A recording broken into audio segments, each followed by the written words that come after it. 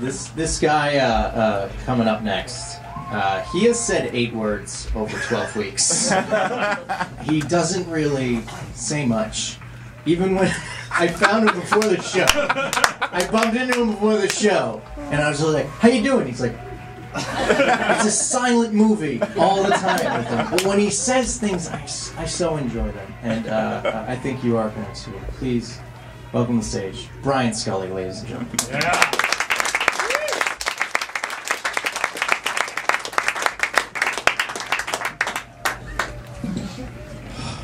So I can't wear t-shirts anymore. It's just too much work, and it's just too traumatizing after a while. When I was 11, I was a really shy, anxious kid, and I went to pick up some takeout with my brother, and my job was just to carry the bags out of the restaurant.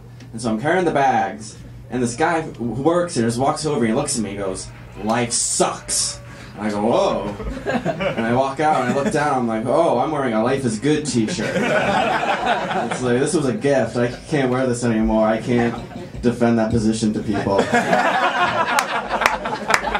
But you know, I would get t-shirts from the Museum of Science, like the cool kids would. Because I went one time and I went to see an Ernest Shackleton exhibit, which was really awesome. So I got this t-shirt that was like an ad he took out in the paper for his expedition to the South Pole. It was basically an ad just being like, "Oh yeah, I'm going to the South Pole. It's going to be cold, it's going to be dark, and we're probably all going to die. Who wants to come?" And everyone was like, "Yeah!" And they all went, and they didn't die. But they should have, but they didn't. They had to eat their dogs and eat seals and shit. But they lived, and I had a t-shirt out of it. And, but people would like come up and try to read the t-shirt, and I didn't want to talk to people, and I'd end up giving them like a history lesson about Ernest Shackleton. And I got to the point where I'm like, I don't know what this ad is, but the ad above it is for ponies, and I was looking for the ponies. I don't know much about ponies. All I know is they're not quite horses. But it's hard because you go to college and they give you free t-shirts to wear. And I went to WPI, which is not a good school for me. It's an engineering school out in Worcester, on a hill where the temperature is just always slightly worse than everywhere around it. It's a school where like geeky kids with no social skills go to hang out with other kids with no social skills for 4 years and not learn any. And the girl to guy ratio is about pi. That's how we describe it, which is not helping us. But they call me all the time and they're like, "No, it was a great school. You should give us some money." I'm like, no.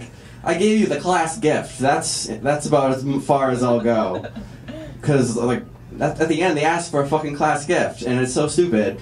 But one year, this class was like, "I hate this school, I'm getting them a goat." And so they gave the school a goat, and they're like, "Here's a burden for you." And the school was like, "Fuck, we have to keep this goat." And so they're like, "All right, we need a goat keeper. Let's use one of the kids. There's one kid, his initials are GK, goat keeper. That makes sense. Let's get Gampe Kawada to take care of our goat." And so this poor Japanese kid, who, it's like before planes, so he got there by like taking a boat and then a train, and now he's like learning mechanical engineering while like living with a goat in a frat house. This is not what I was expecting. And they had to keep this poor goat, and he'd bring it out for the games, be like, "It's the goat." But he got to name the goat, which was like the one good thing for him, and he was like, "I'll name it Gampe after me. It's my goat. Fuck you." And then eventually the school was like, "Oh, we really don't want this goat." So they cut off his head and bronzed it, and it's still our mascot. Thank you.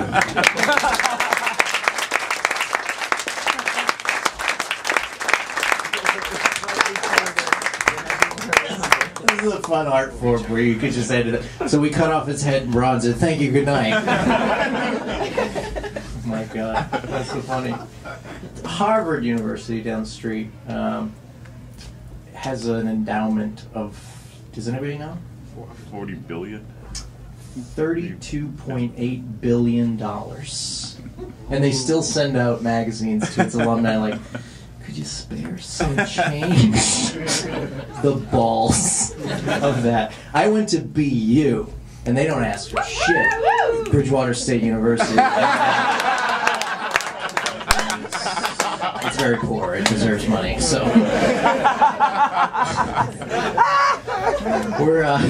this next comedian coming to the stage. He is super funny, and I'm excited to see him. Please welcome Phil Mantilio, everybody.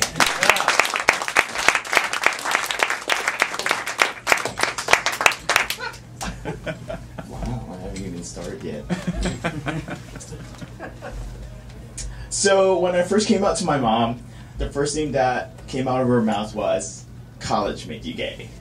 Like, really, Mom? You know what really made me gay? Church. Church made me gay.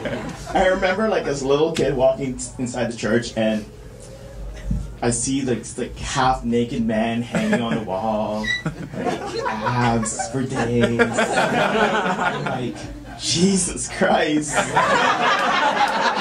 No, really, Jesus Christ. Oh, do I have to kneel now? Oh, don't mind if I do. Body of Christ, yes, please.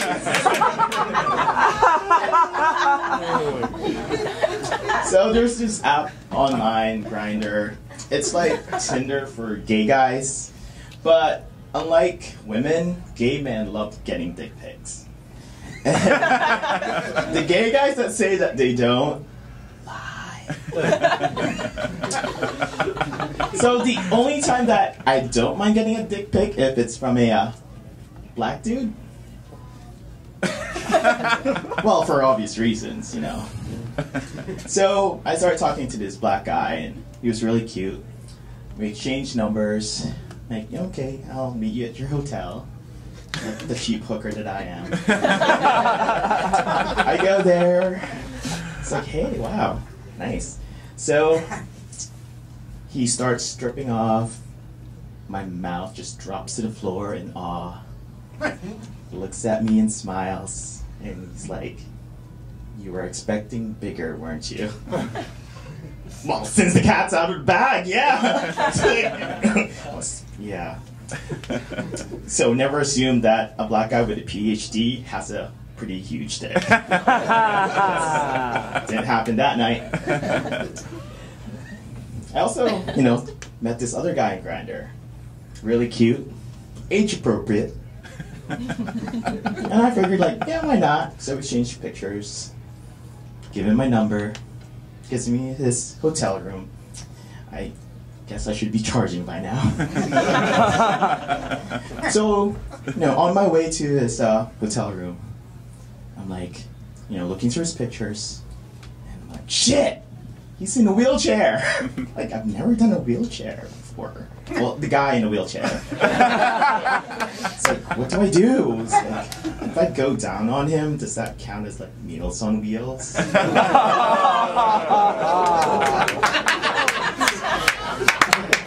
then I figured, like, what the hell? At least I get my daily allowance of fruit and vegetable. Thank you.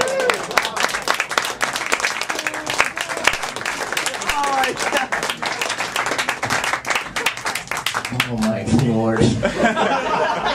Only in stand-up comedy will you see an adult man in a onesie offend a room of 40. It's quite beautiful. I like the balls of Phil that he didn't call attention to his onesie. He just was like, it's Christmas morning, here we go. Fucking A for him. That was awesome. One more time for Phil.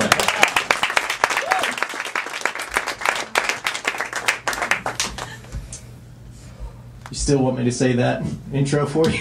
Oh. You got it? Back and just go up? I hate this next guy. I'm gonna turn the mic off for a second. No, I'm gonna give you a. We've changed your name. Sometimes this happens. People do. I started as Snake. So this man, it was a nickname from my saloon days. This guy, I'm excited to see. He is fun and enjoyable, and it's just been awesome to watch him grow. Please welcome Mark II, everybody.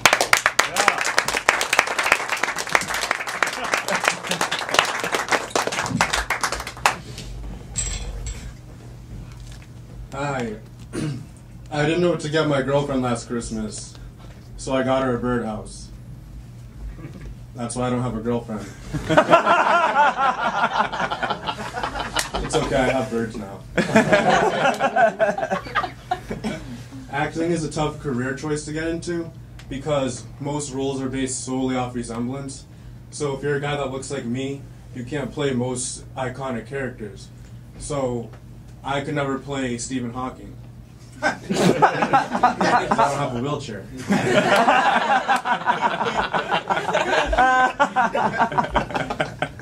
I'm not a kids guy. I don't like kids. I don't want kids. Kids are like monsters. They're always trying to scare you. They all hide under the bed. They're all bad. And I'm pretty sure they're made out of seaweed.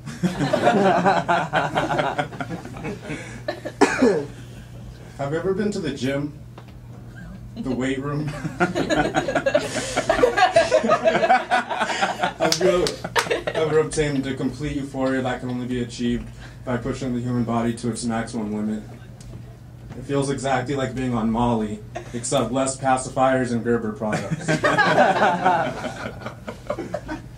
It feels exactly how virgins imagine sex feels. Sweaty and exhausting. It's a great feeling, can't beat it with the crowbar. But it doesn't last long for me, because the gym makes me hungry. It makes me hungry for some real disgusting stuff, like anything they serve at Burger King. If I'm gonna eat it, it has to feel like it's dying inside me. If I'm not gonna feel pregnant when I'm done, I'm not eating it. And sometimes I actually think I am pregnant. It's only natural for me to cry when the baby aborts itself. My medical bills are pretty high for a guy who just craps in a doctor's hands. But it's not a great feeling. It feels exactly how sexually active people imagine sex feels. I mean, imagine virginity feels. Slimy and exhausting. If you ever ask the person you're dating if they're being monogamous and they say sometimes, they're not cheating on you, they just don't know what monogamous means.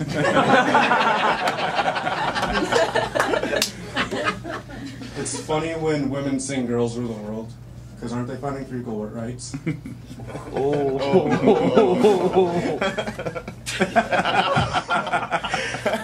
I don't understand how people can sit back and idly support Nickelodeon. How many children have to get slimed before we register Nick as a pedophile?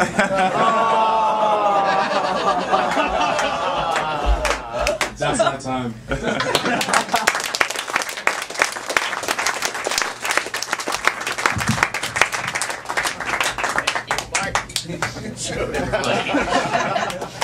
Mark the second.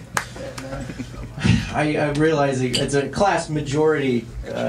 It's mostly guys, and we let a few things slip through the editing process. They were like, "Yeah, what's wrong with that line?"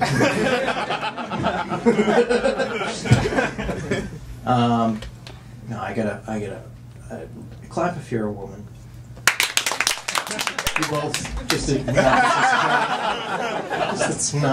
you're not gonna give yourself just a little. Let me tell you about my appreciation. I was out with this girl. She's still alive. I was out with this girl. And women, they're beautiful and confusing, and they turn everything into, I guess, like, it's style. I appreciate style. That's what a woman has, right? For even in like disgusting things, they make it good. Like you perform oral sex on a woman, where it's a blow job for a guy. It's fucking work, you know. Like women have just this delicate way about them, and it just intimidates me. It gets in my head. I can't even talk to women the right way. They're talking to this one girl. She's like, I don't date guys with kids. I was like, good. I live with my dad. Do you date kids with guys? That's how this will work.